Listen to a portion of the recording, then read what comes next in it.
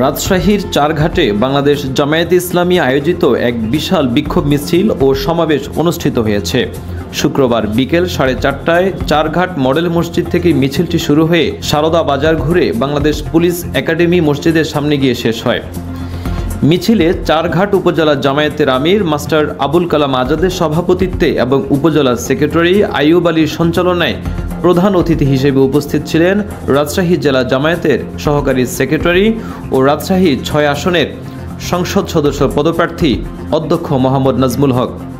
অতিথিরা অভিযোগ করেন, অতীতে 2014 সালের ভোটারবিহীন নির্বাচন, 2018 সালের রাতের ভোট এবং সর্বশেষ 2024 সালের একদলীয় নির্বাচনের মাধ্যমে দেশে ফ্যাসিবাদ কায়েম করা হয়েছে।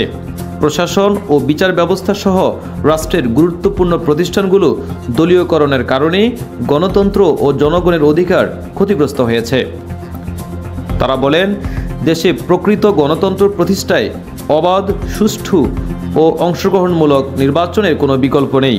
এজন্য আগামী জাতীয় সংসদ নির্বাচন পিআর পদ্ধতিতে আয়োজন, জুলাই সনদের আইনের স্বীকৃতি, 14 দল নিষিদ্ধকরণ, লেভেল প্লেইং ফিল্ড তৈরি এবং অতীতের ফ্যাসিবাদী শক্তির বিচারসহ 5 দফা দাবি দ্রুত বাস্তবায়নের আহ্বান জানান।